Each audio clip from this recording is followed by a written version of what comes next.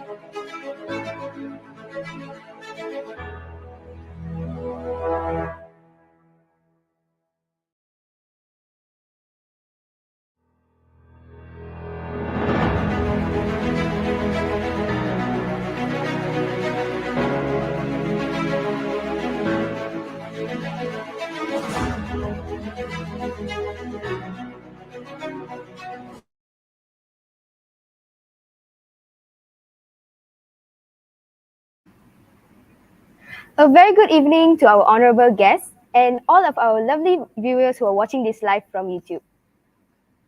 Ladies and gentlemen, we'll be starting our event by singing Negaraku and Putra Gemilang.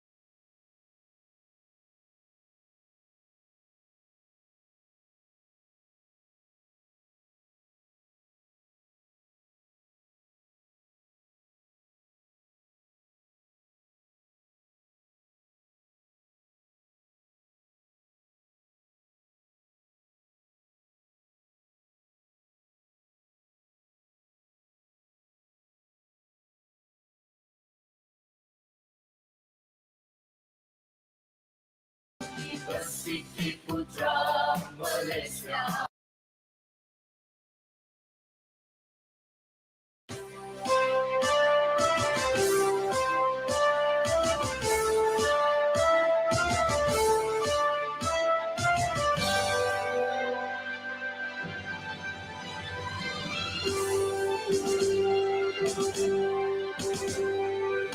Persiki Putra Malaysia, gedung ilmu menara budi.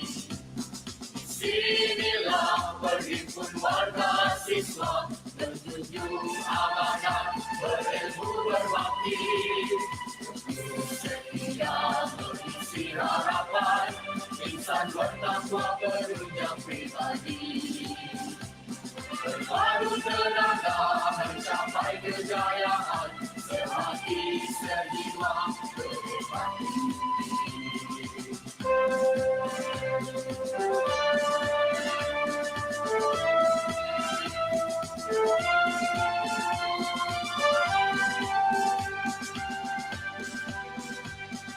Persiki Putra Malaysia, pembina wawasan gemilang.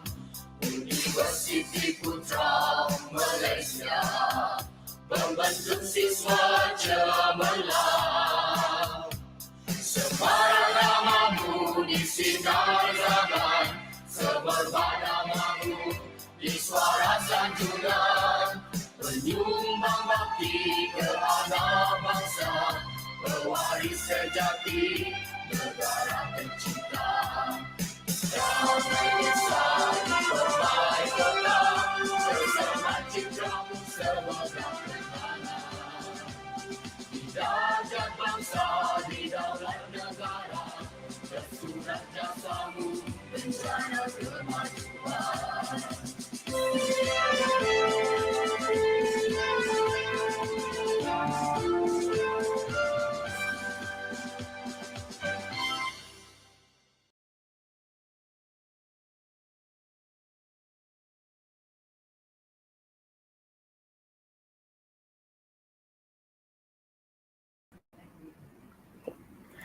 Yang berbahagia Profesor Maria Dr. Amini Amir bin Abdullah, Pengetua College Chancellor. Dear participants, all committee members, fellow board members that are present here today, welcome to Patrio Kc 2023. I'm Tanushri and I will be your moderator for today. Honorable guests, ladies and gentlemen, let me introduce to you the panel for today. Panel 1, Chen Siu Moon from PSDH. Panel 2, Soundria Gunasegaran from KKIC.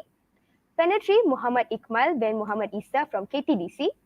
And panel 4, Nick Nur Amira Shazwani binti Nick Zulkifli from KBC.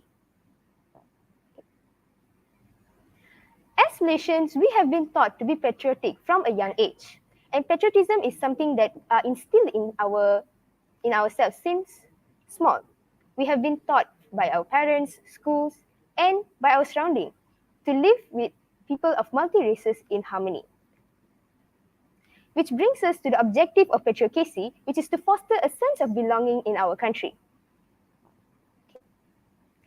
Now, in today's event, I will be asking 4 questions to our fellow panels. And these 4 questions are talking about 4 different aspects that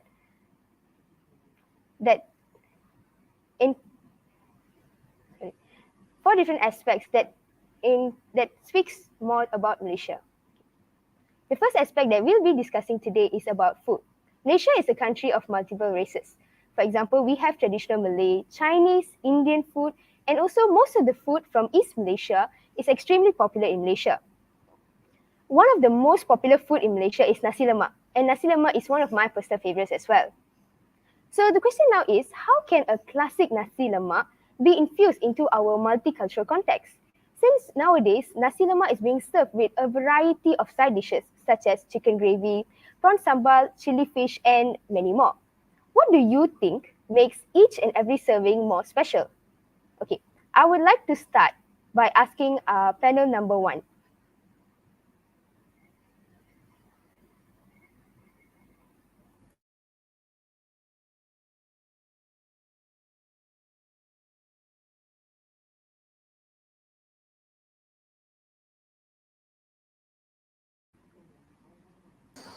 Sorry, just to confirm, who is the panel number 1? It is you, Miss Chin Siu Moon. All right, sorry, I've got some internet connections here, so I just misheard a few things. So, Okay, right. thank you for the moderator. So, according to your questions, how can nasi lemak be infused into our multicultural context? So, I think that as a Malaysian, we have one thing that comes to an agreement is that I think nasi lemak is our national breakfast for all the Malaysian, regardless their races or whatever. So for me, I think the most important thing about nasi lemak, I think, is the rice because it plays an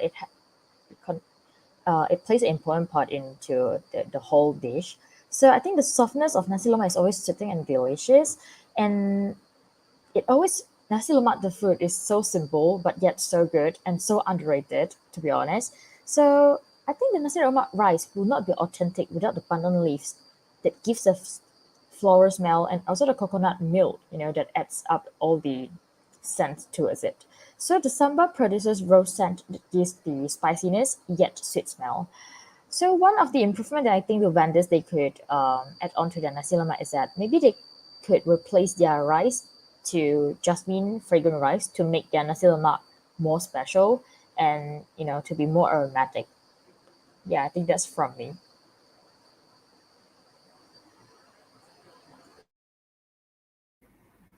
All right, thank you so much, Miss Chin. I totally agree with you when you said that maybe we can make some changes with the nasi lemak by changing the classic coconut milk rice with jasmine rice. I think that is something that I might try myself in the near future. All right, so let's move on with our second panel. Maybe we can hear from Miss Soundarya. Thank you, moderator. I totally agree with panel 1 as she said, that nasi lemak is simple, but then it's also underrated. If you know me personally, you know that I love nasi lemak. Like every day, I eat nasi lemak for breakfast and even lunch sometimes. So when it comes to food, right, I believe it's very subjective because everyone has their own opinion. As just now, one said maybe we can replace it with jasmine rice. So for me, I believe if we use ghee rice would be really good.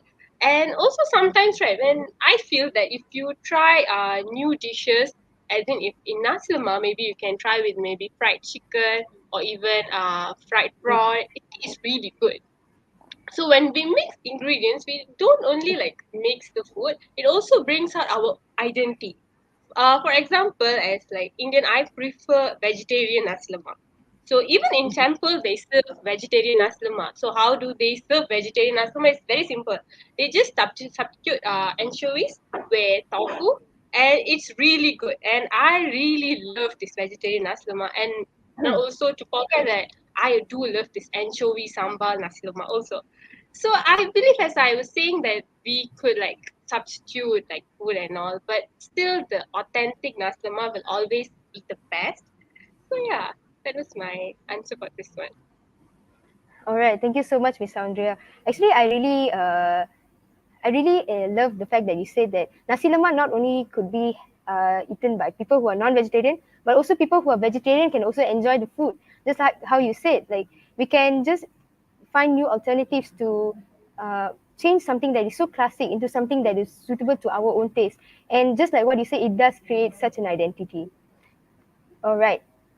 Now let's move on with our third panel, Mr. Ikmal. What do you think about this question? Okay, thank you. For me, lot of people in Malaysia are familiar with nasi lemak regardless of its appearance and taste. One of the things that makes people fall in love with is their sins. Nasi lemak has a different skin than the other which is capable of raising someone's appetite. We all know that many franchise restaurants also introduce their own nasi lemak to Malaysians. There are few comments or feedback from the customer which some say that it lacks aroma and there are no fragrant coconut milk and pandan leaf in it. In order to improve on their nasi lemak, they have to add more coconut milk in it and not to forget the pandan leaf and well to give the aroma of nasi lemak. That will definitely enrich the taste of the food. All right. Thank you so much, Mr. Ikmal. Yes, I do agree. I think we all have eaten nasi lemak every day, and there are certain franchises where when we eat nasi lemak, we don't really get the scent of nasi lemak, and the scent of nasi lemak itself is what makes nasi lemak unique. And I completely agree that we need to start making nasi lemak using coconut milk to enhance the scent of nasi lemak. All right. So let's move on to our final panel for this question. Miss Amira, let's hear from you. Okay, thank you, moderator, for your question. I think nowadays everyone know how to cook nasi lemak, and the recipe is too easily to find, right? So, but I personally feel that especially lies with sambal. Sambal is actually the main source of nasi lemak to make a delicious meal. And different people prefer different kind of flavor for sambal. And the diversity for our nation lies with the flavor actually. For example, the Malaysian Indian variety of sambal tends to be a bit more spicy, and the Malay sambal in nasi lemak tends to be more, yeah, that's my opinion. All right. Thank you so much, Miss Amira. Yes, I completely agree. When it comes to nasi lemak, sambal is the thing that we will be looking forward to. And in each race, we have our own way of making the sambal. Like just like how you mentioned, Indian sambals tend to be more spicier and Malay sambals tend to be more sweeter. But I think that is the element that makes nasi lemak in itself unique.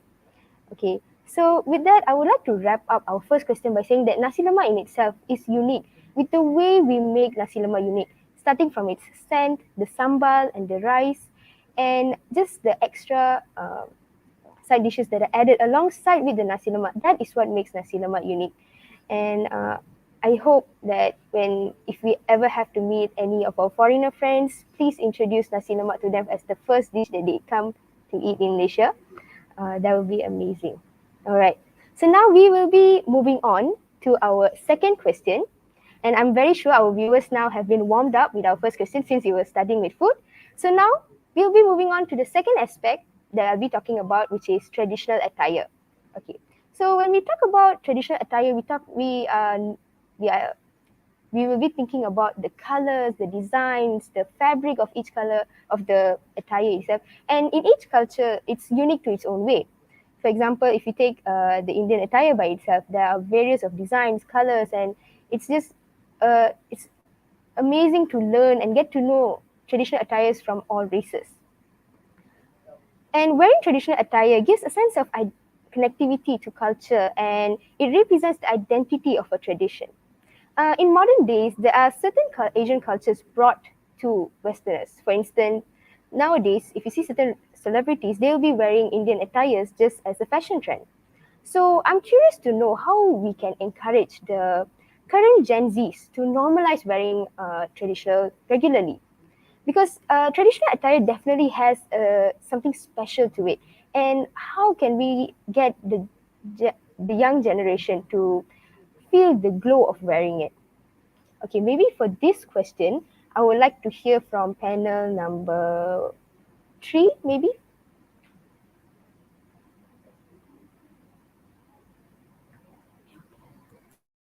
Okay, sorry. Uh, I think we should also feel thrilled when we see our Indian friends wearing baju Melayu or baju kurung, which is not only the Malay traditional attire but also our national dress. Maybe institutes can organize traditional wear competition so that the youths feel motivated to wear traditional attire regularly. Okay. All right, thank you so much, Mr. Iqmal. Yes, I absolutely agree. I think school educational institutes should encourage students to wear traditional attire because that it shows and it portrays. Because when other students see students wearing their traditional attires, it creates an exposure to them. All right. Mr. Iqmal, before we move on to the next panel, I would like to ask you, what is your favorite traditional attire and why? I think I love baju Melayu because it is very special and I think it's the best attire for the for the any event lah. Okay, thank you. All right. Thank you so much, Mr. Iqmal. Okay. So let's move on to Miss Soundria, maybe. Okay, thank you, moderator. So, as you were asking how to normalize Gen Z wearing traditional wear, right? So, in my opinion, I feel like no matter how many times we emphasize on culture and following tradition, you should come from inside because at the end of the day, you are the one representing your culture and you are the one wearing it. So, as we were talking just now, like maybe Malay people wearing Indian traditional outfit or like Indian girls wearing baju kurung and vice versa. So, however, in order to like make everyone wear traditional attire, I think it should come from inside. Like if you feel like you want to wear it, then you wear it. So, and I feel like to emphasize on people wearing it or to make it as a norm for people to wear it, maybe we can do more events and then maybe we should like ask people to wear like maybe in universities we can do like competitions there where like we encourage students to wear traditional attire. And even as the Indian, I also have never worn sari to a class. However, my Sarwakin friend back in a different university, she wore sari for a presentation. So it's just not telling like you should wear your traditional outfit. You can actually wear others' traditional outfit also. So you should come from you because at the end of the day, you're the one going to look pretty. So yeah, so Gen Zs, if you do want to look pretty, maybe you can try traditional outfits. They are stylish also though. I completely agree with you, Miss Soundria. Okay, Miss Soundria, what is your favorite traditional attire and why? Okay, in my opinion, right, I feel like all the traditional outfits because I feel like because in a daily basis we wear modern outfits, right? All these Western outfits, t-shirt and jeans. So when suddenly out of nowhere we wear even chong, if I wear like baju kurung or anywhere, I feel wow, I look so pretty today. because it's not something a norm, you know. You wear it not on a daily basis, only on special occasion or during a presentation. Just want to like flatter everyone, you wear baju kurung or your traditional outfits. Because so it's like, as I say earlier, traditional outfits do make people flatter when you see them, you know. So yeah, I feel like all the traditional outfits go. All right, thank you so much, Miss Sandra. Actually, I completely agree with your opinion because even when I have to wear baju kurung, or if I see any of my Malay friends, they wear uh, kurtis and come to class, I'm amazed myself because I never wore them to class myself. So it's quite the traditional attire definitely has a sense of speciality to it and uniqueness to it. All right, now let's move on to maybe Miss Chin. So thank you for the to the moderator. So I think for we as a Gen Z, we must always be reminded that previously traditional clothes were worn daily.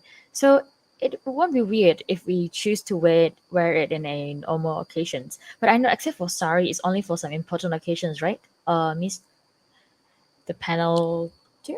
Yeah, I once wear sari before, and I know that it requires a lot of work, and I need at least two people to help me to wrap it to wrap the dress up.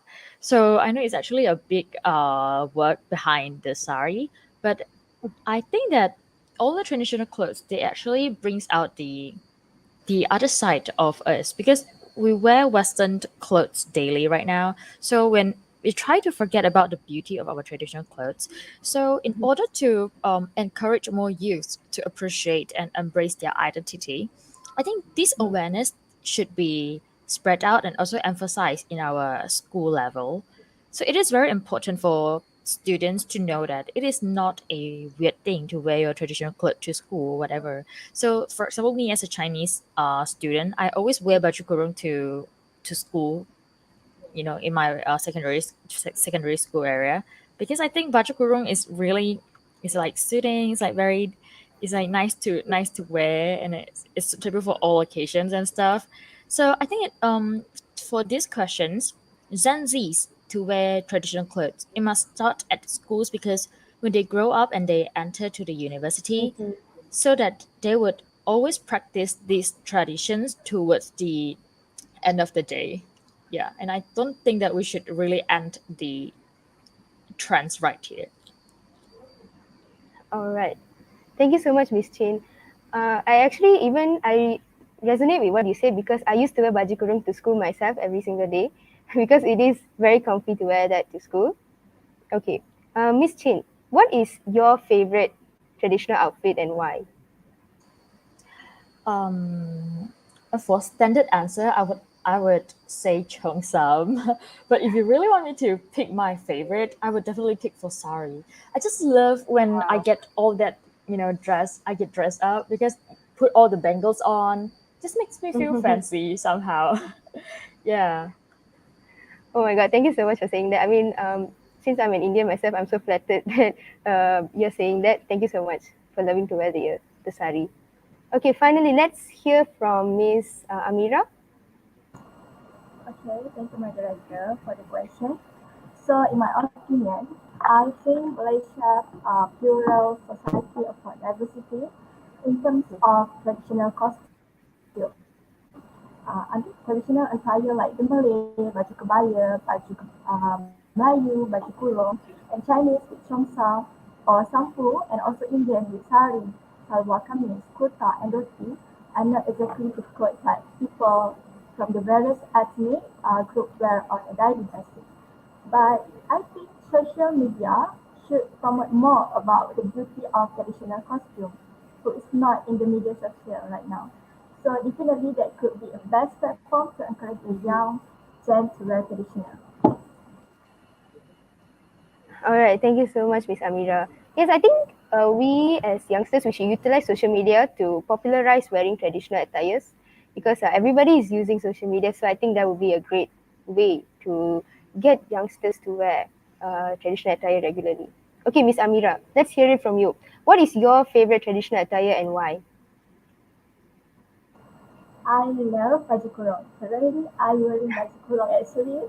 So this is proof that I really love baju kurung, and I think baju kurung has like soft image. If every girl wearing it, like very soft life.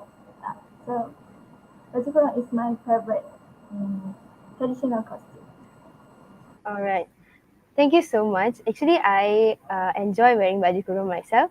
As like I mentioned earlier, I used to wear it to school every day. So I think it's very comfortable and it definitely does bring a form of feminism out of every girl, which is really, really amazing. Okay, so with that, we have wrapped up for our second question. So I think our viewers now are feeling really excited to know more about the cultures in Malaysia and to embrace the uniqueness of us as Malaysians. With that, I'd like to move on to our third question. Okay, so in our first question, we covered about food, and in our second question, we covered about traditional attire. So now, in our third question, we wear traditional attire and eat traditional food during traditional festivals. So, cultural festival refers to the celebration of traditions of a particular group of people or place. These celebrations are intended to foster respect and open-mindedness for the tradition. For example, there are certain differences between festivals that are celebrated locally and in their native country. Let's take Christmas, for example. Nowadays, Christmas is being celebrated by everyone around the world, regardless of their race and culture. And it definitely happens in Malaysia. We all celebrate Christmas by exchanging gifts and happiness. However, there are also many festivals in Malaysia that are extremely underrated, such as Punggol, Hari Gawai, uh, Winter Solstice, and so on. Actually, for the matter of fact, today is Punggol. So, my question here is how can we make these underrated festivals more popularized among nations? Maybe we can start with Miss Amira. Okay, thank you, moderator. In my opinion, I think we can actually tell them the reason behind the celebration. Always make sure that to tell upcoming generation the reason behind the task they are doing, the celebration they are doing. Tell them the history and story behind why that particular festival is celebrated. Once they know why they are doing what they are doing, children understand more purpose and meaning to their task. Yeah. Okay, thank you so much, Miss Amira. That was such an amazing response. Okay, Miss Amira, I'd like to ask you, what is your most special memory of any festival that you have celebrated in Malaysia? Of course, one of them is Hari Raya celebration. The biggest memory that I won't forget is when I can go to my hometown with my family, like spend the whole time uh, in the car with our family. So I was enjoy the day to go visit my grandmother and my auntie. All right, thank you so much, Miss Amira. Yes, Hari Raya is a very special event in Malaysia. Actually, I personally enjoy Hari Raya a lot. I enjoy going to my friend's house and enjoying the rendang and all the delicious food that is there. All right, so thank you so much, Miss Amira. Okay, next, let's hear from Mr. Ikmal. Uh, okay. For me, festival are powerful drivers for tourism and help boost the local economy. For businesses and organizations, they are an effective way of brand exposure and customer engagement. Corporation companies can actually sponsor the organization and institution who tend to arrange festival celebration on a large scale. This could promote the festival, also give exposure for companies too. All right, thank you so much, Mr. Ikmal. Yes, I completely agree. Tourism needs to be utilized to popularize these underrated festivals. Okay, Mr. Ikmal, tell us what is a special memory of any festival that you've celebrated in Malaysia? I think the best celebrate on Malaysia is Hari Raya Aidilfitri because I can enjoy many foods like rendang, lemang, ketupat and others. Furthermore, uh, I can visit our neighbor and family members, so it can uh, have a good relationship between us. So thank you. All right, thank you so much, Mr. Iqbal. Yes, Hari Raya is definitely a very special event, right? I personally enjoy it as well. Okay, now let's move on with Miss Soundarya. Okay, thank you. So, as you were saying about underrated festival, right? I think something will be underrated because not everyone knows about it. That's why it's underrated. So, maybe educational institutions such as like school, universities, or even workplace, we should initiate in celebrating these festivals. For example, as you were saying, today is Pongal, and I'm very sad I couldn't go back home. So I wish like if people know more about this underrated festival, maybe we can get public holiday. So how you can actually create awareness is that it's a very easy way. I think everyone will be doing it. Even when I opened my phone today and I saw my social media, everyone was actually posting pictures about celebrating Pongal, and they were actually this is a way of creating awareness. So this is actually a very important way because the more we post about this celebration, the more people know. Because if you think like maybe 5 years ago, no one actually knew about Pongal. So it's just like one day most of the Indian students didn't come to school. What's happening? And then you'll be like, oh, Pongal. That's how you know. So, however, now if you open social media, you can see that oh, if she didn't come, it's because they're celebrating. So this is like one of the way you're actually creating awareness for people, and so that it won't be underrated. Christmas is actually kind of overrated because everywhere you go, you'll see like Christmas celebrations going on. For example, like there'll be like theme decoration themed up in like shopping mall. Everywhere you go, even in theme parks, they do Christmas celebration and all. So I believe that if we have know about the celebration, we know what's going on in the celebration, and we share more about it, then people will know about it. And maybe in next 5 years or 10 years, maybe we can get public holiday for even these underrated holidays. All right, thank you so much, Miss Sandra. Actually, I completely agree. Actually, today is Pongal, and I am also I did not go back home for Pongal, just like you. Maybe what did you do today for Pongal? Maybe you can share a little bit of what you do, even though you didn't go home. Maybe Oh my just god, I'm gonna briefly. sound so desperate if I answer the question. No, I was just okay. I think I asked. Oh my goodness, I'm so shy to actually that. Okay, I actually woke up in the morning and I feel so sad, and I was just liking everyone's posts and pictures, telling like, can anyone bring pongal for me? That's the only thing I did. I was feeling very bad and I was hoping why I don't have holiday tomorrow.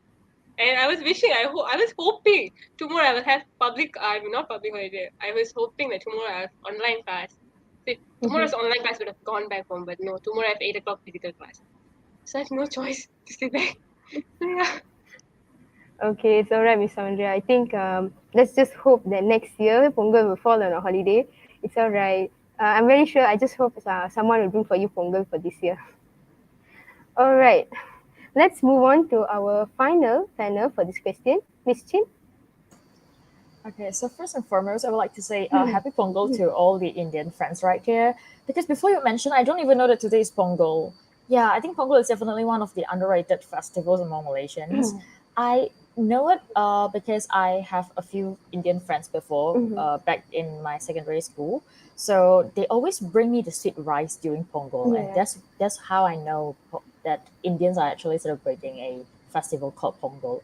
So when it move on to the Christmas, I think yeah, I definitely agree with what the panel three said that Christmas is definitely a very overrated festival because it always being celebrated regardless of races and religions.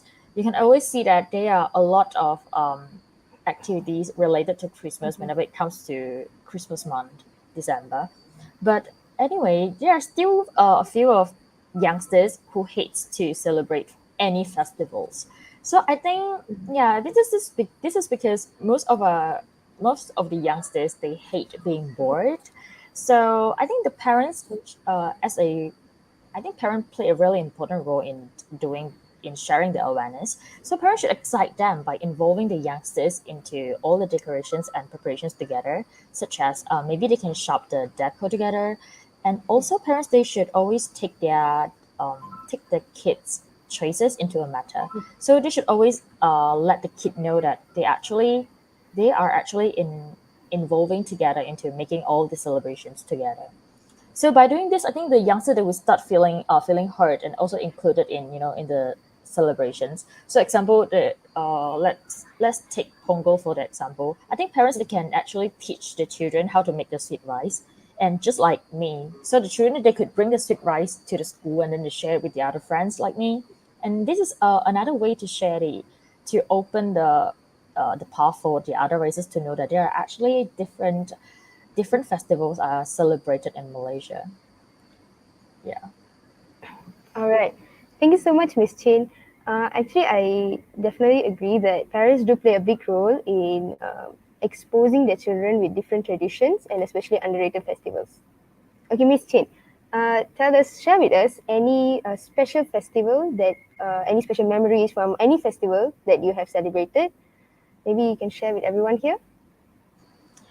I think one of the most significant memory for me is that the winter solstice back during the past month that happened in December 2022. Yeah, just a month ago. So I joined a club and we actually prepared around 300 boxes of winter dumplings and we sent it to all the Chinese friends in our school area. I Oh think my this god. is such a core memory for me in my school life. Yeah, because most of us we come from a different states, and during that kind of festivals, so most of the Chinese students they are feeling homesick because normally in your hometown, your parents will prepare Mm-hmm. the winter dumplings for you Mm-hmm. as a celebrations for another year. So I joined the club and we actually prepared 300 boxes of winter dumplings and we just sent it for free to these Chinese students. I think this is the most. I think this has been a core memory in my school life. Okay, thank you so much, Miss Chin. Actually, I think I participated in Winter Solstice as well, December of last year, because I had some of my classmates. They were ordering the dumplings because they couldn't go home as well. So I did try the dumplings, and they were so delicious. And from there, I got to know, okay, there is a festival called Winter Solstice as well. So definitely, exposure from friends are really effective. Okay, so we can wrap up our third aspect by saying that cultural festivals can be popularized, especially the underrated ones, with support from parents, educational institute, tourism, and also just social media. Because the only reason these underrated festivals are underrated is due to lack of exposure. So any form or any way to expose these festivals will be one way to make them more popularized. Okay, so with that, we have already completed three aspects of today's event. So we'll be moving on to our final aspect, which is something I think is a really important one. We'll be discussing about our multicultural society. Okay, in Malaysia, we are known as a multicultural society, which is consisting of three major ethnic groups, namely the Malays, Chinese, and Indians. And each of our races, we have our own differences in our culture, such as our religion, our language, our educational beliefs, and our gestures, customs, and etc. So even though we have a lot of differences within ourselves, however, we all live in Malaysia in harmony because we understand the uniqueness of our culture without forgetting to be mindful. Okay. So, my concern now is what are the challenges the future generation is going to face in a multicultural context? Maybe we can hear from Miss Soundria first. Okay, thank you, moderator, for the question. So I believe like you face challenges because there is some kind of deficiency in something, there's lack of something somewhere. That's why you face challenges. So I believe like if you learn like a new language, new language as in something not from your mother tongue or from the basic English and Malay. If you learn like other languages, for example, Tamil or Mandarin, Tamil Mandarin, yeah, Tamil Mandarin, or even like maybe Punjabi, perhaps. So there are many dialects in Chinese also, like Cantonese or Can and all. Maybe you can also learn that. So it will actually bring people close because as a language student, I believe language has the ability to bring everyone together. However, when we learn more languages, like as I was saying, like in maybe Chinese school, students can learn basic Tamil, vice versa for Sekolah Kebangsa and Tamil school. Because when you see like all the students are in Malaysia, especially primary school, there are vernacular schools, right? So when they join secondary school, they tend to join only with people who speak their mother tongue. Mhm. So we can't deny the fact that students in secondary school, when they join Form 1, they will always go for their own race. So in Form 1, you can actually see how to say, people won't mix around in Form 1. That's like Mhm. very basic thing. So I believe in order to change that, we can actually teach the students this extra languages. Because in university, we're taking global language right now, right? Mhm. And this has become a major advantage to everyone. Because I believe like when you learn more language, you're actually improving your cognitive skills and all. So rather than learning in university level, I think as a student, they should start learning from primary school. So this will bring everyone close, and you can actually make more friends rather than only those who speak your mother tongue. Like maybe you have no basic Chinese, so when you enter the secondary school, you can actually go like straight away mingle with everyone because everyone knows the language you're speaking, right? So there won't be also no misunderstanding and won't be any misinterpretation when they communicate because teenagers always have this kind of problems when they are actually making new friends. So yeah, that's actually my answer for this question. All right, thank you so much, Miss Sandra. That was such a lengthy yet um, amazing answer. Actually, I really resonate with this answer because even though I'm a science student, I really love languages. I am genuinely amazed when I see certain people they are able to speak 5 or 4 languages, and I'm really impressed. And I completely agree. Where if we learn more languages, especially from a young age, it will bring us closer to people of different races. Yes, we won't be contained to just speaking to a certain race only, and I completely agree with that. Okay, so now let's move on with maybe we can hear from Mr. Ikmal. All right. For me, before I start, I would like to talk about multiculturalism that I understand. Concept of multiculturalism embodies a new orientation toward the future. Unfortunately, in all the heat discussion around the term, no clear definition of the concept has yet emerged. People are thus left to read into the term whatever their bias. And I agree with our panel 1. I usually follow a particular religion but have no problem going to another place of worship for a funeral or a wedding.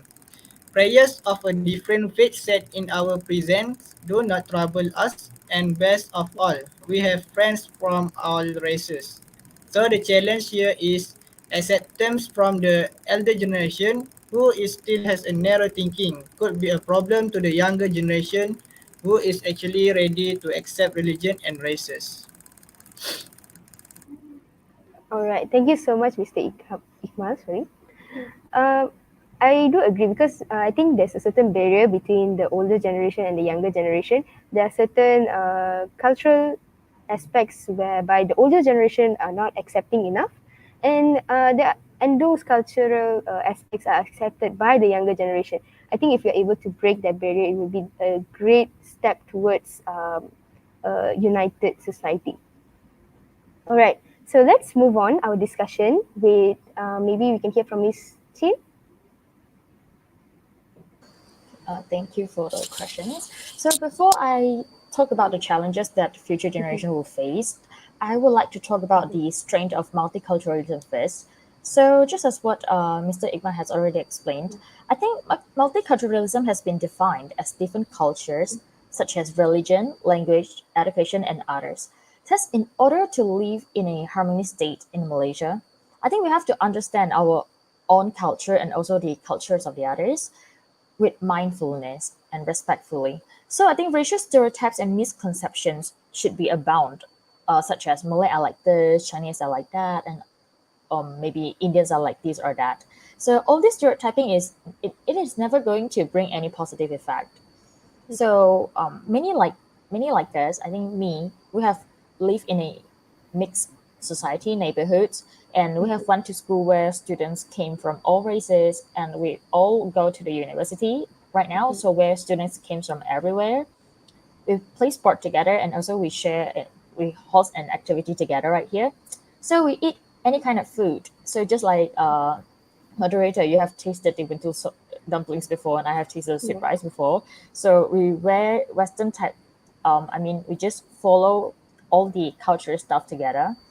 So I think this is the strength of multiculturalism. So we understand, we actually being exposed to all these different cultures. So we shouldn't feel reject. We shouldn't feel rejected towards all these Mm-hmm. different kinds of multiculturalisms. So I think one of the biggest challenge is that the westernist cultures. So I think the westernized culture, they could be a big challenge for the future generations, because it always contains a lot of different mindset Mm-hmm. apart from a Asian culture. So I think this is a challenge for future generations to face in the multicultural culture context. Okay, all right, Miss Chin. I'd like to ask, has there been any moment where you faced any challenges being in a multicultural society? Is there any challenge you personally have faced before? I think one of the saddest moment that I have ever experienced is that Mm-hmm. me as a Chinese student. So when I was having a conversation with my Chinese friends in my secondary school, so one of the teachers just came right to me and said, "If you want to speak Chinese, you may go back to your own country." I think this is something that you would always hear in those westernized contexts. Yeah, this is actually very rude, and it's so hurtful to hear that. So we will definitely speak Malay to Malay Mm-hmm. teachers, or maybe speak Malay to English teacher as well. But we are having conversation with our own friends, and suddenly this teacher just came up, and it just makes me feel really sad about that. Yeah. Oh, I'm so sorry to hear that. I think these are one of the things that we need to be more understanding of, because we live in a society where it is multiracial. So we have many types of languages, and maybe sometimes when we are speaking our mother tongue with our people from our race, it maybe can tend to offend other people, even though we are not directly talking to them in our mother tongue language. However, I think in this aspect, I think everyone needs to have an understanding and be open minded in this issue, and not just barge into conclusions and just Yeah, what's past is past anyway. yeah, Just different. It's just people. It's not about the races. yeah. Okay, all right, thank you so much, Miss Chin. Let's move on to Miss Amira. Okay, thank you, moderator. So for me, the biggest challenge is language difference in school. It's another major issue that teacher must address when establishing a multicultural classroom. A teacher will try to learn the native tongue of her or his students. If only a two or what we call the respect for the culture of his or his students, and if they are professional properly self-influence. Introduce the language or culture of all students in the class into the curriculum will communicate that students of that culture are very important. However, I think a teacher should not assume that a Chinese student grow up in Malaysia culture and know about it. Yeah. All right, thank you so much, Miss Amira. Okay, Miss Amira, please tell us, has there been any challenges that you faced being in a multicultural country? Uh, I'm so glad that there's no of racist or anything that bad happened to me actually. And I just want to share with you guys my experience. I have been to school, Chinese type school, and also my sister and brother. But I think everyone always be kind to us and no issue between us. I'm so glad to be in that surrounding environment. Okay, thank you so much. I'm so glad to hear that, because Yeah, this is what Malaysians are all about, right? yeah. Okay, so with that, we'd like to wrap up our four aspects that we've discussed tonight. Okay, so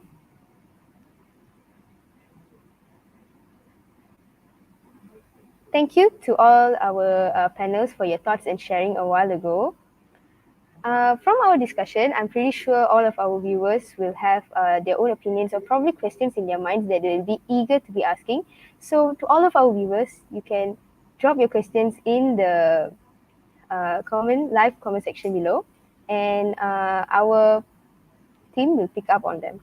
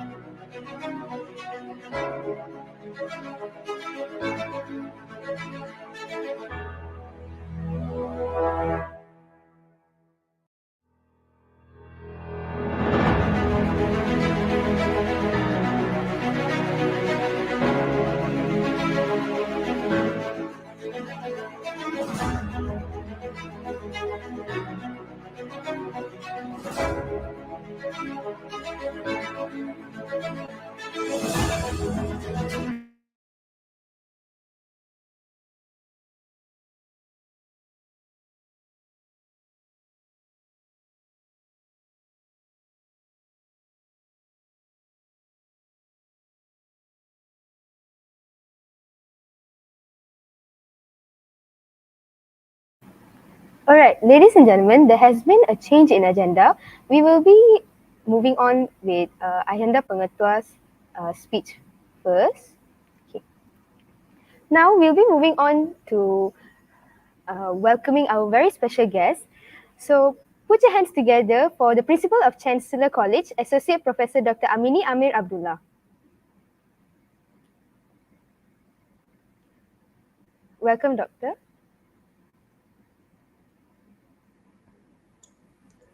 Hello, Tanu Shri.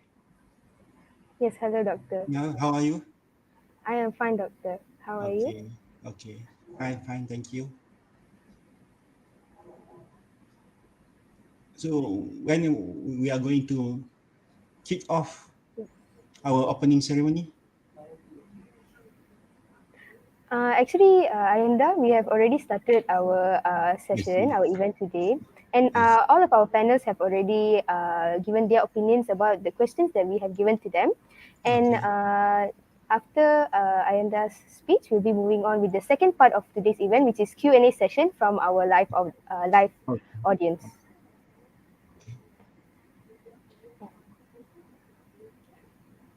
Okay. Ayanda, I think you have been watching our live stream from Mhm. earlier. What do you think of our event so far? I think the event is quite interesting. This is the first time officially Mhm. I'm attending an official forum, which the participants are all students here. But uh, I was thinking of uh, something that uh, students can voice out their Mhm. concerns about the issue discussed in the forum. But it takes two. I mean, I was waiting for a long 2 hours time of discussion on the issues of unity, Mhm. creating harmony in a multiracial society, discussing elements of foods, language, Mhm. linguistics, social aspects of creating a multiracial harmony in our country.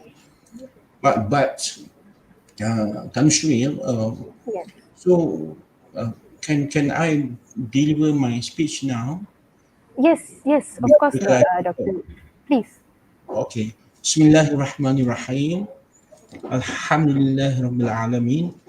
وبه نستعين على أمور الدنيا والآخرة والصلاة والسلام على أشرف الأنبياء والمرسلين وعلى آله وصحبه أجمعين رب اشرح لي صدري ويسر لي أمري واحلل عقدة من لساني يفقه قولي سبحانك لا علم لنا إلا ما علمتنا إنك أنت العليم الحكيم ولا حول ولا قوة إلا بالله العلي العظيم رب اشرح لي صدري ويسر لي أمري واحلل عقدة من لساني يفقه قولي اللهم أرنا الحق حقا وارزقنا اتباعه وأرنا الباطل باطلا وارزقنا اجتنابه اللهم حبب إلينا الإيمان وزينه في قلوبنا وكره إلينا الكفر والفسوق والعصيان واجعلنا من الراشدين السلام عليكم ورحمة الله وبركاته.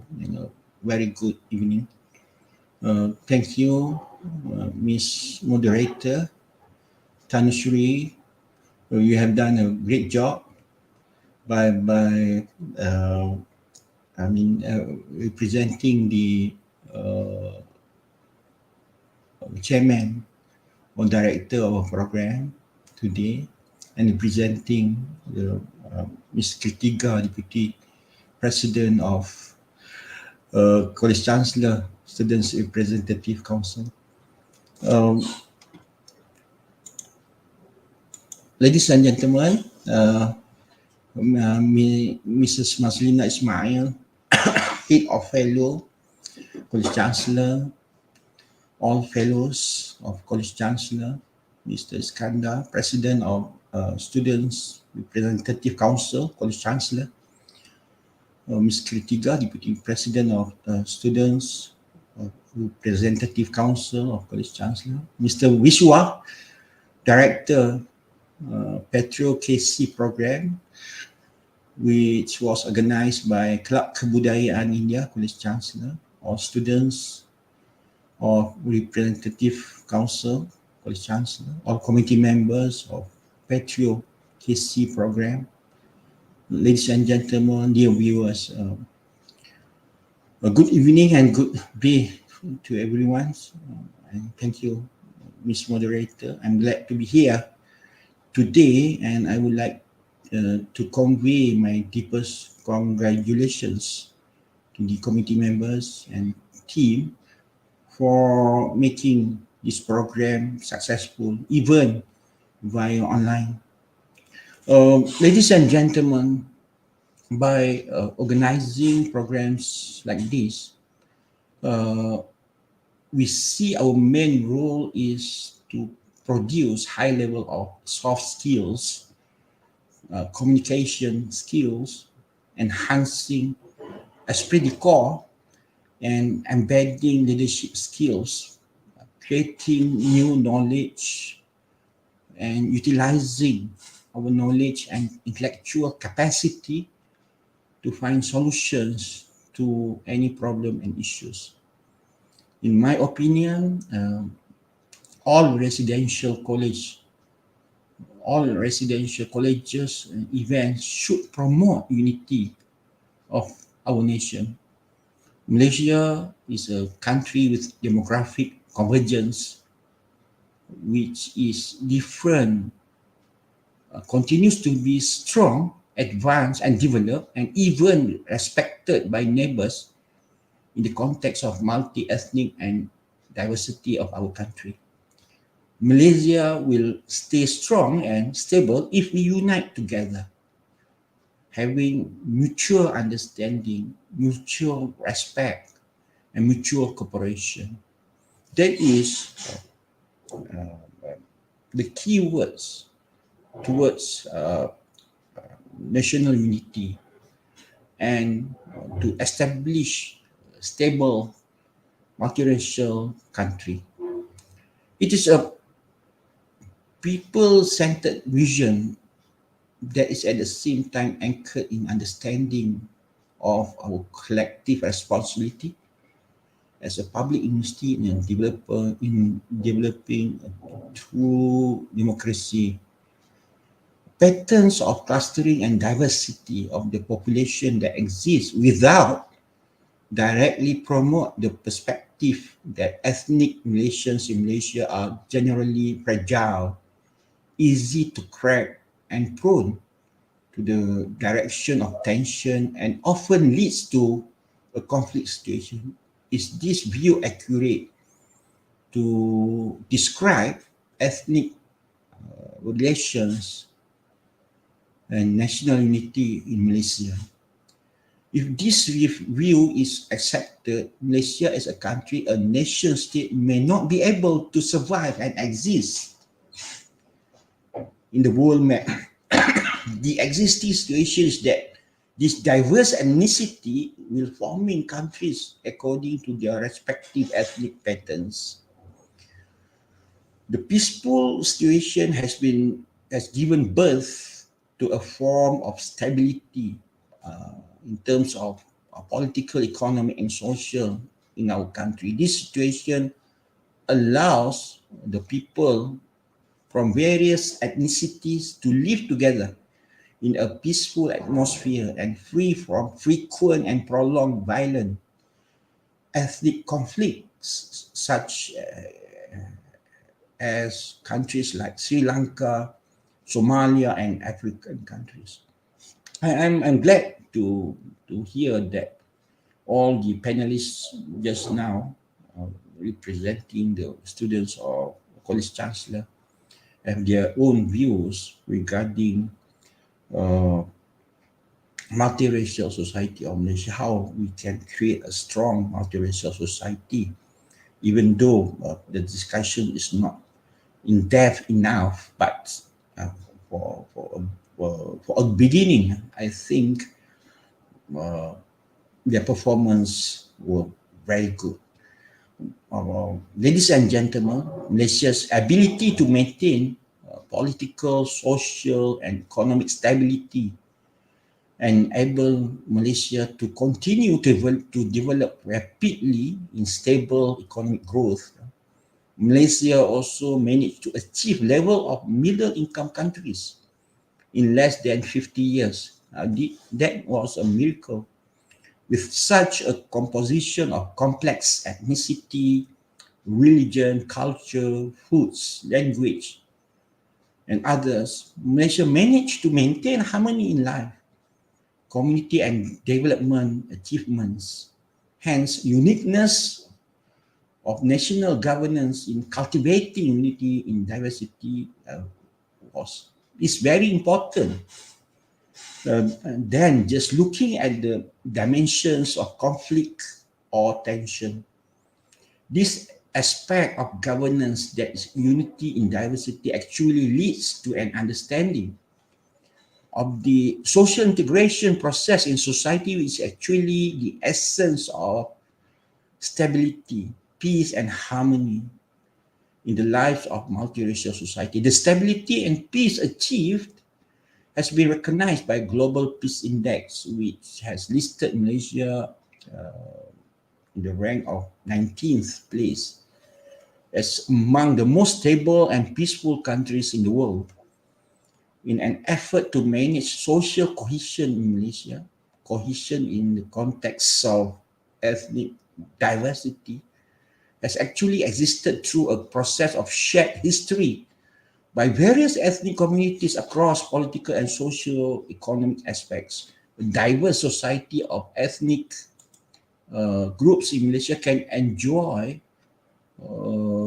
peaceful life free from violent conflict. In an effort to strengthen social cohesion, aspects of daily practice among multi-ethnic communities marked by interaction and a network of social relationships that are interconnected and dependent on each other is important. Therefore, the interweaving and interaction of social relations, in fact, it has been seeded into the social fabric of society because all of them are in one big mold as the nation of Malaysia. So, the establishment of Bangsa Malaysia or Nation of Malaysia is also very important in our discussion today. Ladies and gentlemen, in examining the transformation process of ethnic relations history, the development of this relationship is through social negotiation, continues between social actors in civil society to fulfill each other's interests without dissolving the social fabric. Process of social negotiations that cover aspects of accommodation, acculturation, amalgamation, and assimilation always occurs in an effort to maintain ethnic tolerance towards the positive form over the negative form. Ladies and gentlemen, the portrayal of ethnic relations in Malaysia is often colored by patterns of differences as compared to looking at similarities of partnership among multi-ethnic communities. The fact is understanding of the basic concept of ethnic relations, either in terms of intra-ethnic relations or inter-ethnic relations, need to be appreciated by all levels of society in order to avoid symptoms of ethnocentrism, multiculturalism, prejudice, stereotypes, or discrimination. Nations need to be aware of the existence of these positive and good ethnic portraits of that narrow thinking does not become an obstacle to the effort of embroidering the fabric of unity in the society. Therefore, a clear understanding of ethnic diversity in the portrait of society in Malaysia will give results towards nurturing harmony and tolerance in social life. In addition, awareness of the existence of ethnic diversity is important to, to dissolve the wall of prejudice in oneself and individual. Each ethnic group should aware that inter-ethnic relations exist at this time is more than a social relation, even if they belong to a group of different ethnicities. Ladies and gentlemen, differences that exist in society actually need to be seen not separately, but on their basis to find strength and togetherness that can be shared to the direction to strengthen the foundation of social cohesion through negotiation. Differences that can lead to misunderstandings and tension in the community can be clarified by mutual agreement, mutual togetherness, mutual respect, and mutual cooperation until there is tolerance and accommodation between multi-ethnic community in Malaysia. Remember, social consultation has brought multi-ethnic communities in Malaysia to be able to build social cohesion between multiracial community and in an effort to achieve sustainable living among various ethnicities, the abundance of prosperity and wealth of the country is distributed fairly and equally across ethnic boundaries. The purpose is to ensure every ethnic group does not feel marginalized from enjoying benefits from national development and governance. The basics of the government is not designed to meet the needs and demands of purely ethnic, but is overflowing across ethnicity.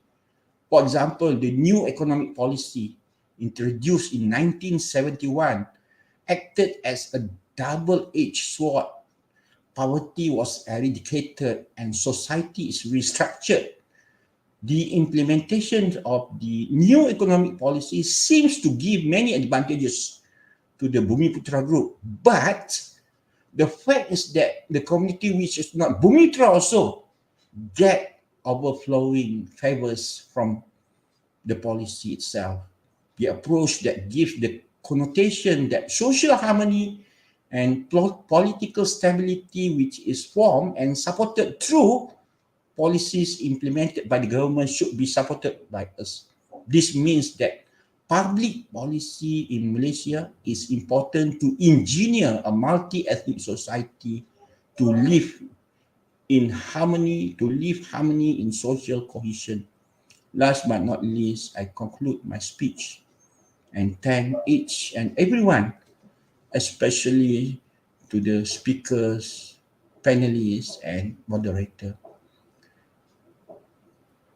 Keep working hard to produce good quality events from College Chancellor, and together we can make a better College Chancellor family and generally UPM family. Thank you. Wabillahi taufiq wa hidayah. Wassalamualaikum warahmatullahi wabarakatuh. Terima kasih. All right. Thank you so much, Ayanda, for such an extensive and in-depth speech. I'm very sure all of our viewers have been reminded of who Malaysian people are and what is the position of Malaysia in the global eyes. And I think it's very important to be reminded of all these facts because we as Malaysians, it's important for us to know who we are as a multiracial country and what is our position in the global standards. Thank you so much, Ayanda Pengetua. Okay, Ayanda, Okay. if you don't mind, I have a Yeah, question to ask. yeah, yeah, yeah. Okay, uh, do you know what is the motto of our country? What do you mean, motto?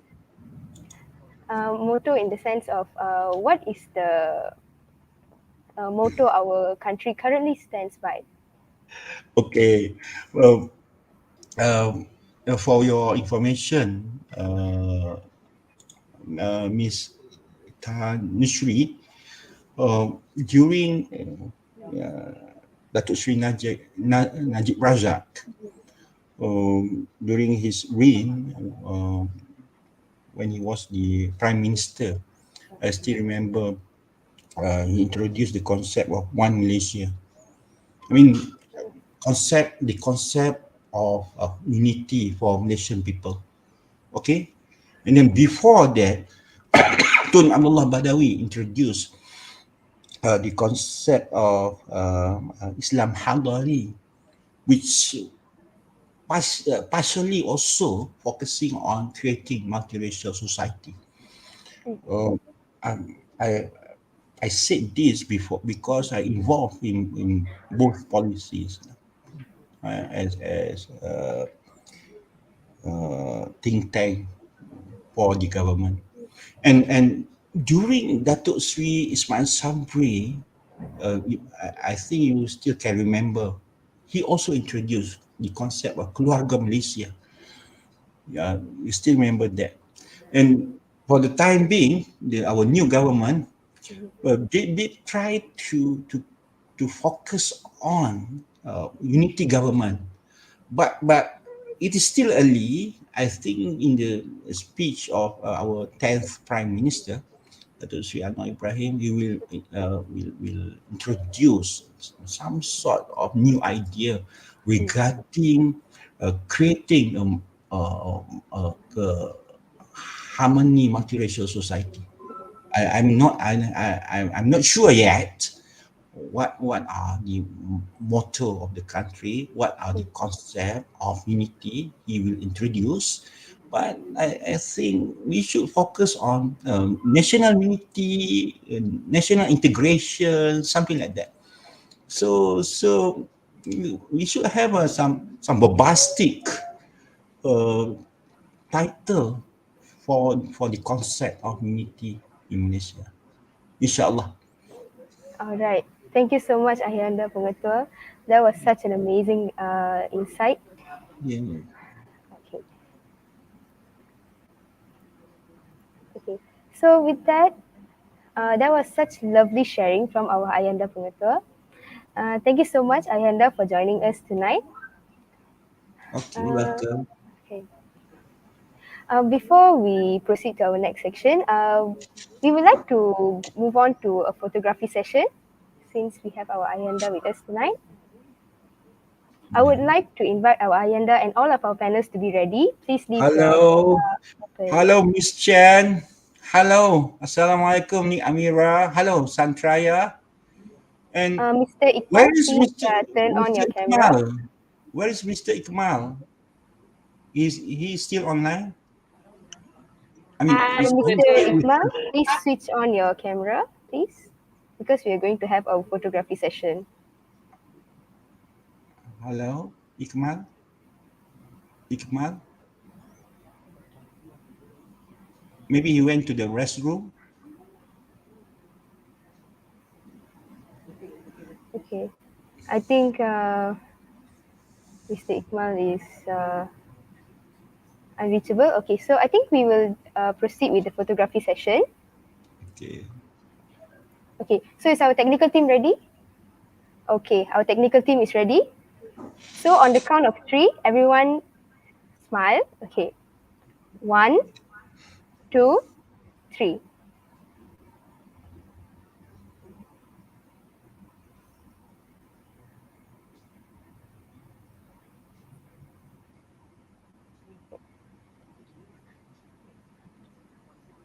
Okay, let's have one more. Okay, this time let's make it freestyle. Okay, 1, 2, 3.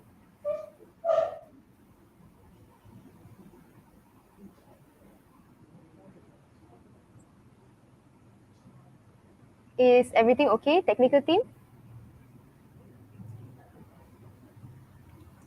Tadishri, when you will be sending the photograph to me? Oh, immediately after the event, doctor. No problems at all. Send through Telegram or WhatsApp. Yes, sure, doctor. Thank No you. problem at all. Thank you, Technical team, Tadishri. is everything okay? Are we done?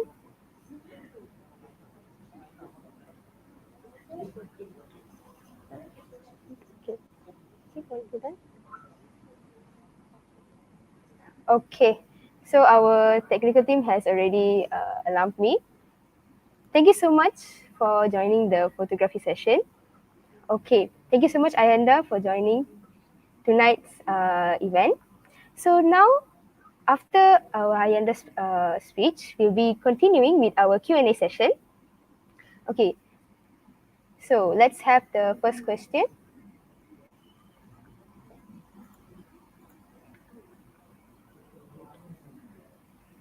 Okay. So, Miss Huma Ranjini Gunasegaran asked, why is it so important to stay united in our country? Okay, maybe we can hear a response from Miss Amira, maybe, for this question. Alright, sure. Thank you, moderator, for the question. For answer, Kumaran's question, I think the importance of being united can maintain the prosperity and harmony of this country, especially Indonesia. Therefore, this spirit united needs to be nurtured from a young age so that there are less misunderstandings that occur, especially with the races or religion. That's my short answer. All right, thank you so much, Miss Amira. Okay, maybe for this question, let's hear it from Miss Soundarya. Okay, so it's a very like crucial question also, like why have to stay united in our country? Because you know that our country is multiracial, so it's very important because you can easily misunderstand and there can be easily like arguments around people. So when you are united and you understand each other, so it's like more to like couples, like when you're in a relationship, you need to understand one another. It's like that. If you don't understand each other, you'll be keep on fighting. So similarly, same concept, but then it contains like many people. And from because in Malaysia we have, as I was saying, multiracial, right? We have different beliefs and different like perspective when it comes to things. So when you understand each other, we will be actually can stay united as we are right now because we know about the do's and don'ts of every culture, every religion. So when you understand, you can actually stay united and there won't be any fight or argument. All right, thank you so much, Miss Soundarya. Thank you so much to Miss Amira and Soundarya. I think I agree with all of your insights based on this question. Unity is what's the most important for our country, and if all of us are understanding and respectful to each other, I'm sure we all can stay united. Okay, so now let's move on to the next question. Okay, Miss Yugashini Balamani asks, besides Twin Tower, Penang Bridge, Durian, and Nasi Lemak, what else can Malaysia's identity or landmark for foreigners who come, or can be for foreigners who come to visit us? Okay, maybe we can hear from Miss Chin. So I think for these questions, one of the landmark in Malaysia that is really underrated is that the Chinese temple in Malaysia. So actually, if you compare the Chinese temple in Malaysia, it's actually quite different with the temple outside there. So it has infused with our own local ethnicity. So and it also infused with the local gods as well. So I think, and also including the Indian temple in Malaysia, I think all these temples, whenever you go visit the Petaling Street, you can see that there's a temple around there. It's like so pretty whenever you go in. So it's also very photogenic as well when to take pictures during in the temples. So I think the temples in Malaysia, it could be one of the landmark for foreigner to come and visit us, and also for the masjid. One of the masjid that I have visited is the Masjid Jamek. So it's actually really pretty when you see it and during sunset. Yeah, I think all these buildings could be one of our specialty. All right, thank you, Miss Chin. I think that's very true. I think we have beautiful temples and buildings that we can actually be one of the first landmarks that we show to any foreigner that comes to visit us in Malaysia. Okay, Miss Chin, I have a sub question from this question. Okay, where is one temple that if you had a foreigner friend, you would bring them to?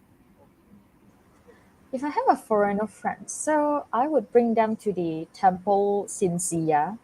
So this is actually the oldest temple in Kuala Lumpur, for your information. So that's the oldest temple existed, and I think I would definitely recommend it to my foreigners friends to visit it. All right, thank you so much. Actually, I have not heard of the temple myself, so I think after this, if I have the time, I will definitely go and visit that temple myself. Okay, now let's move on to the next question. Okay, Miss Harina Vijayakumaran asks, how the unity of our country can be one of the factors to attract the attention of tourists visiting Malaysia. Maybe we can hear from Miss Soundarya.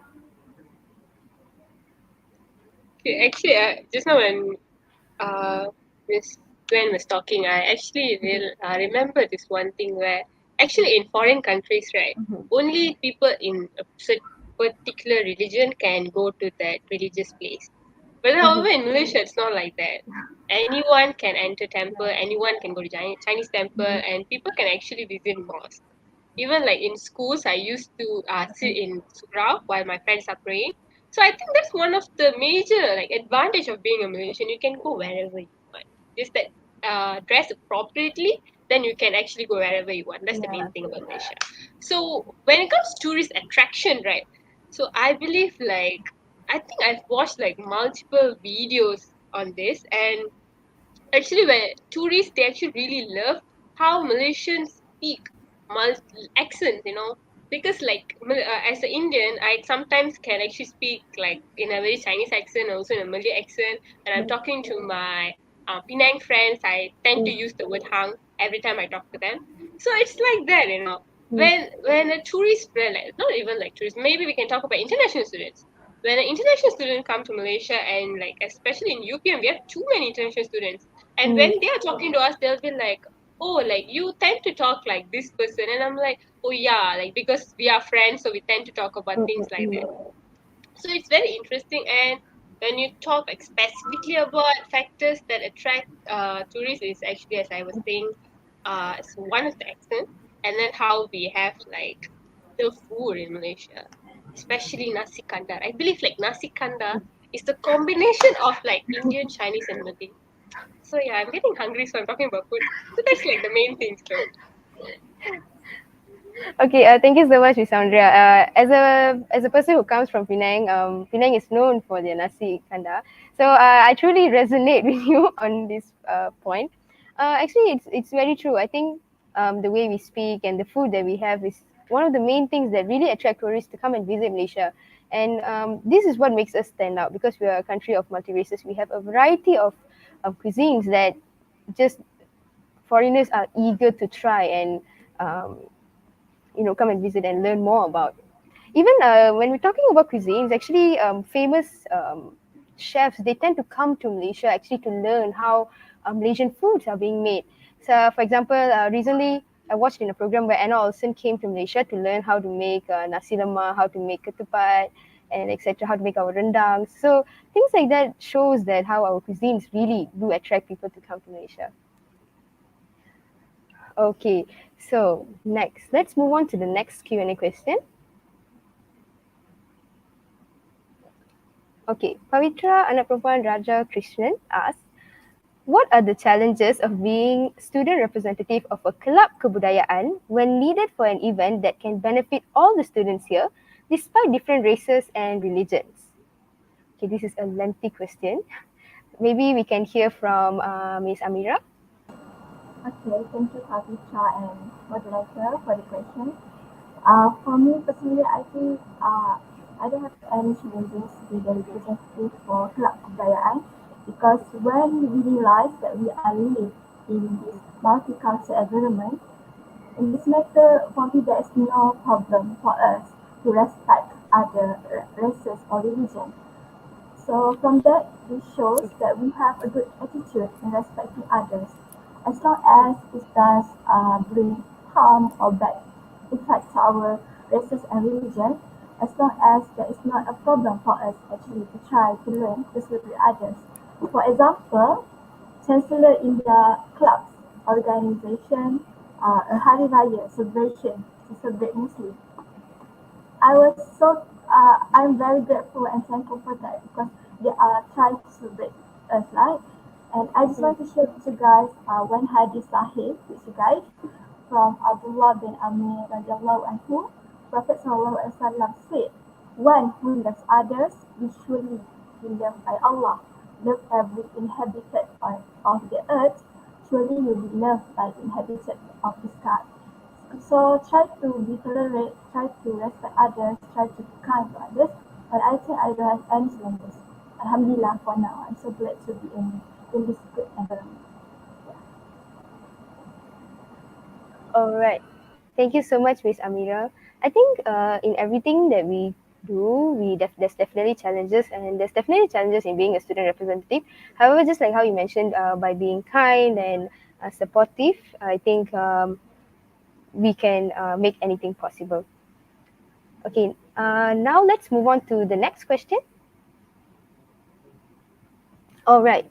So Shweta asks, what is the most proudest Malaysian moment so far in UPM for the panels? Okay, I think I want to hear this from all the panels because I think this is an interesting question. Maybe you can hear from Miss Chin first. I think the most proud Malaysian moment for me in UPM is that I like how the foreign students are amazed by the ability of us to speak in multi languages. So they're always like, "Oh my god! So you can actually speak in Malay also, and you also know how to speak in English." Like for me, I personally can speak Chinese as well. So they'll be like, they are really envy of the ability of every one of us here. You know, who are able to master a few more than one language, because I think most of the foreigners they tend to speak in only they tend to speak in mono language. I'm not referring it to everyone, but most of them are they only speak in a one language. So this is the proudest Malaysian moment, I think. Yeah. Okay, thank you so much, Miss Chin. Actually, that's true. I think it's quite amazing that we as Malaysians we know more than one language, and it definitely does become an envious moment for people from outside of Malaysia. Okay, now let's hear from Miss Amira. Alright, thank What you, is your moderator. most proudest Malaysian moment? Alright, so I just want to share with you guys. I have one friend in my class from Germany actually. So when she asked me about Malaysia, I'm so proud to tell that Malaysia have a lot of beautiful places. Then she already go to actually Tugu Negara, and she already at Jan Asik, Ayam Penyet, Nasi Lemak. So actually when she said that, I feel that the Malaysia has a good environment for treating others from another country. And she also want to learn our language, like try to say terima kasih, like apa khabar. So actually, it's good actually for influence her to learn new language. All right, thank you, Miss Amira. Actually, it's quite amazing when we have a foreigner who comes and asks us, okay, how to speak Bahasa Melayu because it's our national language, and it's quite exciting when those moments do arise. Okay, finally, let's hear from Miss Soundarya. What is your most Okay, proudest Malaysian moment? I think my most proudest Malaysian moment is where the relationship between like educator and also student. For example, like the relationship between lecturer and students, very casual in Malaysia. However, in overseas, it's not like that. It's very professional. But then, like in Malaysia, right, like even in UPM, I think so. Like when the lecturer's teaching and suddenly she'll like tell about, the other day I was doing this, and then it's like very casual, and I really enjoy in that kind of environment because the thing is education is not only like in Malaysia based lah. So education is not only like something we study in book, and also it actually relates to our daily lives. So when the lecturer is actually telling about like story, I'm an English linguistic student, so they tend to tell about how linguistic actually like helps them. And for example, like we learned about accents.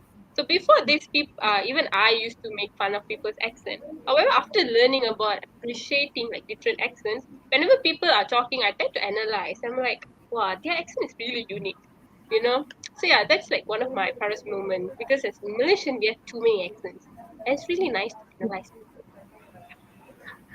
Okay, all right. Thank you so much, Miss Sandra. I think that is very true because in Malaysia, we even how to say, in different parts of Malaysia, we have different slangs. Like people in Kedah, they speak Malay differently, and people in Johor, they speak Malay differently, and people from Sarawak, they speak Malay differently. So definitely, accents are and slangs are something that makes Malaysia very unique in itself. And I think we have Mr. Ikmal back. Okay, Mr. Ikmal. All right. Maybe we can. All right. Okay, maybe we can have one question for you. What is the most proudest Malaysian moment so far in UPM for you?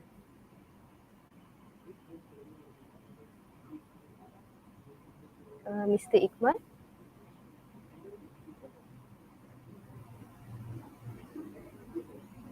I think your line is a little bit slow because I cannot hear you.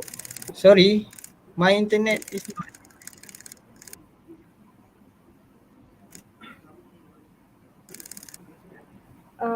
Okay, I think Mr. Ikmal's line is a little bit slow. It's all right. Partner.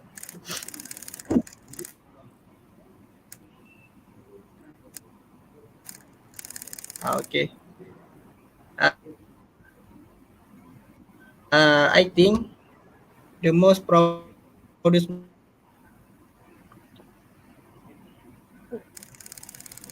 comment.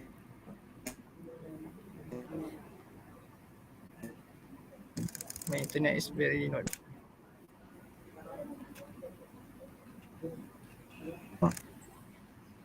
Oh, oh my God! I think we lost Mr. Ikmal. Okay, it's all right. I think we'll proceed with the next question.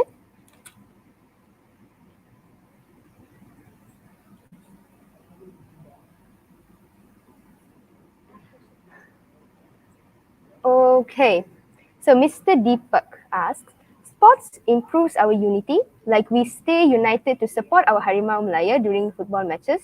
How far the panel thinks sports can actually benefit in enhancing our nation's unity and diversity? Okay, maybe we can hear from Miss Chin. Okay, thank you, Mr. Debak, for the question, as well to the moderator. I think when it comes to this question, I think sports it actually unites everyone. So, you just got the same spirit whenever you support the same group together. So you share the victory and also the losses together, and you share the emotions together whenever you watch the match, with your own support, with the other supporters. So this kind of environment and the spirit are actually makes people united.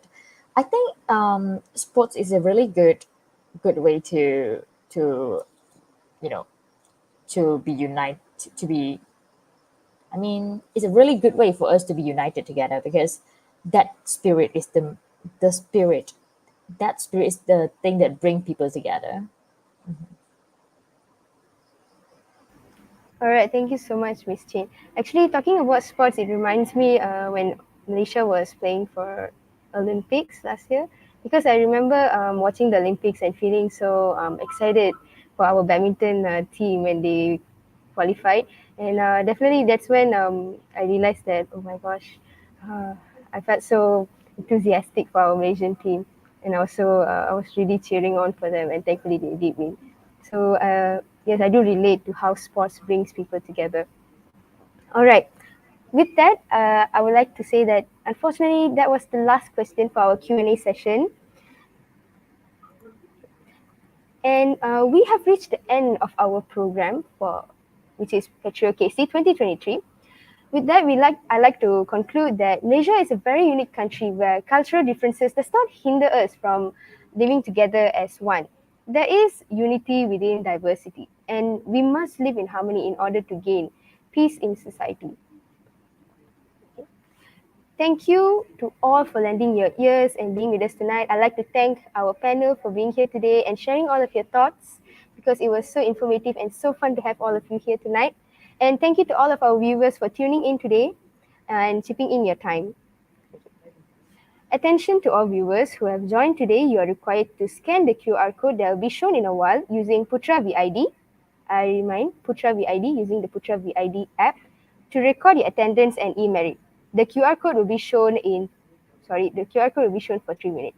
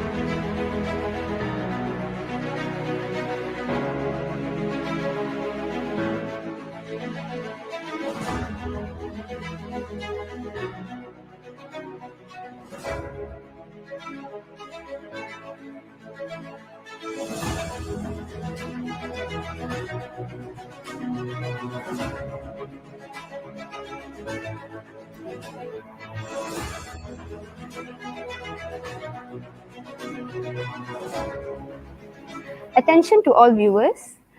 For those viewers who can scan the QR code with Putra VID app, please proceed to scan using the Putra VID app. For those who cannot scan, you may click the Google form link that will be shared in the comment section. Thank you.